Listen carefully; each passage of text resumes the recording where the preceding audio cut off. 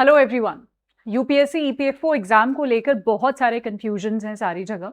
आज के सेशन में मैं पूरी कोशिश करूंगी कि आपको कुछ क्लैरिटी देने की कोशिश करूं। पूरी कहानी को समझते हैं। समझने से पहले एक बार सेशन को प्लीज ज्वाइन कर लीजिए and do let me know if I am audible and visible. Also अगर आपने चैनल नहीं सब्सक्राइब किया है वो जरूर कर लीजिएगा। देखिए, अप्रैल के आसपास हमें पता चलता है कि इस बार यूपीएससी ईपीएफओ का नोटिफिकेशन आएगा और उसमें कितनी सीट्स आएंगी। उसमें आएंगी एपीएफसी की 80 सीट्स और एओईओ की 311 सीट्स इस बार आने वाली हैं। ये हमें पता चलता है। उसके बाद कुछ महीने तक, मतलब कुछ महीने हमने जो है, मतलब कुछ टाइम बेसिकली हमने आपको बताना शुरू कर दिया कि ठीक है चलो अब सीट्स आएंगी, एग्जाम होगा, तो अब तैयारी करना शुरू करते हैं। सिलेबस हमने करवाया आपको कि क्या क्या सिलेबस है, क्या एग्जाम पैटर्न है, कहाँ से क्या पढ़ सकते हैं, वगैरह वगैरह। अब जो है यानी जून में एक नई चीज शुरू हुई है कि जो ईपीएफओ में ऑलरेडी लोग काम करते हैं उन्होंने अपनी ऑर्गेनाइजेशन को ये बोला है कि ये जो एओईओ वाली जो वैकेंसीज हैं आप इनको डायरेक्टली रिक्रूट मत कीजिए। जो उन लोगों की जो ऑलरेडी वहां पर काम कर रहे हैं उनको प्रमोट कीजिए पहले, क्योंकि उनका हमारा प्रमोशन काफी साल से पेंडिंग है। तो पहले हमारा प्रमोशन कीजिए, उसके बाद आप रिक्रूटमेंट कीजिए। अगेन, इन सारी चीजों का कोई ऑफिशियल सोर्स नहीं है। कुछ लोगों ने आरटीआई लगाया है, उसका रिप्लाई आया है, लेकिन अभी तक उसका भी कोई ऑफिशियल सोर्स नहीं है। उसके बाद क्या हुआ, उन आरटीआई के हिसाब से, again which is not official, तो उनके हिसाब से ये हुआ है कि एपीएफसी के बारे में तो अभी किसी ने कुछ नहीं बोला है कि एपीएफसी की जो 80 सीट्स आनी है वो बिल्कुल जो है इस साल आएंगी।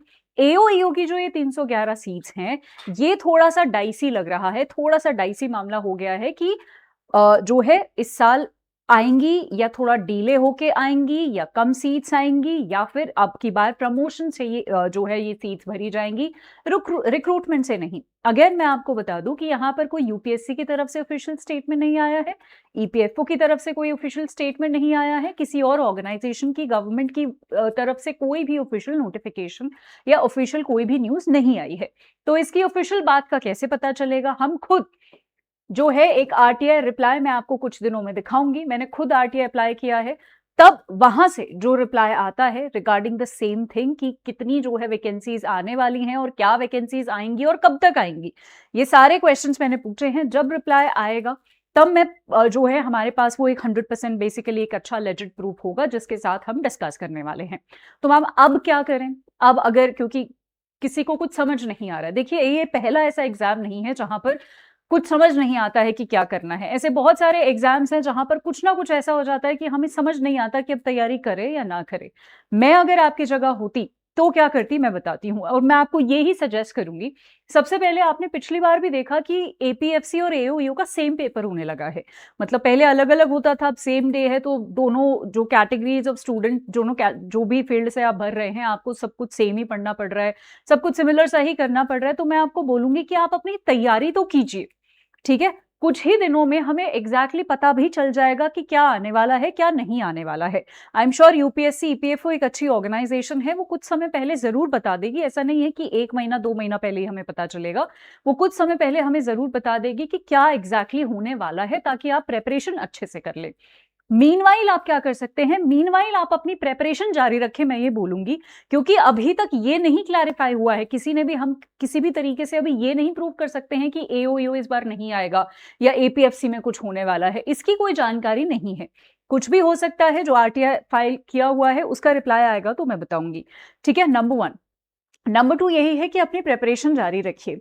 नंबर 3 ये है कि इसका नोटिफिकेशन जो हमारा एक्सपेक्टेड है इस बार, अगेन उसी सेम लाइंस पे हम अभी भी एक्सपेक्ट कर रहे हैं नोटिफिकेशन को, ठीक है? जो अराउंड हो सकता है जुलाई अगस्त में जो है हो सकता है इसका नोटिफिकेशन आ जाए। तो अब अभी भी हम उसी टाइम पे इसका नोटिफिकेशन एक्सपेक्ट कर रहे हैं। जो डेट है एग्जाम की वो भी हमारी सेम ही हम एक्सपेक्ट कर रहे हैं कि दिसंबर के आसपास हमारा पेपर हो सकता है। तो चीजें सेम है। बहुत सारी चीजें जो है मार्केट में चल रही हैं, तो I thought why not to take a session and tell you कि अब आगे क्या करना है। तो मैं आपकी जगह होती तो लिटरली जब तक कोई ऑफिशियल स्टेटमेंट यूपीएससी या ईपीएफओ की तरफ से ना आ जाती तो मैं अपनी प्रेपरेशन करती रहती। प्लस एक और चीज मैं आपको पर्सनली सजेस्ट करूंगी, you please prepare for some other exam as well. इसके 2 कारण हैं। एक तो गवर्नमेंट जॉब्स में आपको पता है बहुत कंपटीशन है, बहुत अनसर्टनिटी होती है, ठीक है?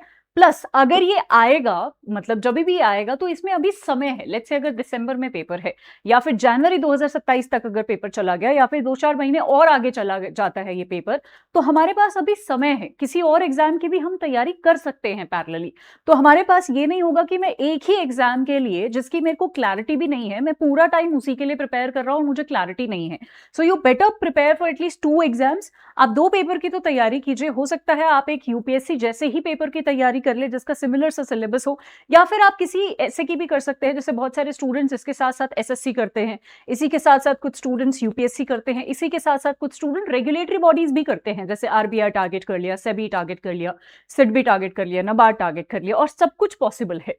तो आप अकॉर्डिंगली प्लान कीजिए कि आपका जो सेकंड ऑप्शन है, या हो सकता है कि ये आपका सेकंड ऑप्शन हो, ठीक है। तो दोनों की तैयारी पैरेलल रखिए। तब तक कुछ भी मत सोचिएगा, कंफ्यूज बिल्कुल मत होइएगा, जब तक कोई ऑफिशियल नोटिफिकेशन ऑर्गेनाइजेशन की तरफ से नहीं आ जाती। So this is the only thing I had to tell you. बहुत बहुत बहुत सारी चीजें जो है हमारे यहाँ पर, बहुत क्वेरीज आ रही थी कि प्लीज इस पे एक अपडेट लेकर आओ, क्या एग्जैक्टली हमें करना है। तो यू कीप प्रिपेयरिंग। आप जो प्रिपेयर कर रहे थे वही प्रिपेयर करते रहिए। कुछ ही समय में एग्जैक्ट इन्फॉर्मेशन पता चल जाएगी हमें, ठीक है। अच्छा, अगर आप एक सीरियस एस्पिरेंट है और आप प्रिपेयर कर ही रहे थे, ठीक है, और उसमें जो है आपको यहाँ पे कोई हेल्प चाहिए, कोई पीडीएफ चाहिए, वो सारी अगर आपको हेल्प चाहिए, तो आप जो है अड्डा 24/7 पर भी जा सकते हैं, ठीक है। वहां पर भी जो है आप जा सकते हैं, आपके लिए कोर्सेज अवेलेबल हैं, ठीक है जी। सो आप जो है यहाँ पर एक बार रेगुलेटरी बॉडीज सेलेक्ट कर लीजिएगा, राइट। और उसके बाद यूपीएससी ईपीएफओ है हमारे पास, ठीक है। और ये हमारा बैच है, ठीक है। इसके लिए जो है आप यहाँ पर या इसकी भी मदद ले सकते हैं। ये हमारा बैच है, ये हमारा लाइव बैच है, ठीक है। इससे भी आप मदद ले सकते हैं, ठीक है जी। चलिए, तो ये सारी इंफॉर्मेशन मुझे आपके साथ शेयर करनी थी। I hope you got my point, we got the idea, and trust me, मैं आपकी जगह होती तो मैं भी अभी यही करती। मैं भी अभी कुछ इधर उधर की चीजों पर नहीं फोकस करती अनटिल एंड अनलेस मेरे को ऑर्गेनाइजेशन कुछ नोटिस भेजती है। और अच्छी बात यह है कि बैंकिंग एग्जाम में मेरे को 1 महीना पहले पता चलता है कि अचानक से नोटिफिकेशन आ गया। आरबीआई में क्या हुआ, अचानक से नोटिफिकेशन आ गया, सब कुछ हमें जल्दी जल्दी में करना पड़ा। लेकिन यूपीएससी जैसे ऑर्गेनाइजेशंस में ऐसा नहीं होता है कि 1 महीना पहले आपको पता चलेगा। इसमें थोड़ा टाइम रहते ही आपको पता चलेगा, तो संभलने का टाइम होगा हमारे पास। So do not worry about that. और अगर इसके अलावा भी कोई भी कंफ्यूजन हो, कोई और डाउट हो, तो आप मुझे कमेंट सेक्शन में भी पूछ सकते हैं इस सेशन के नीचे। Thank you so much, all the best, stay focused, bye bye.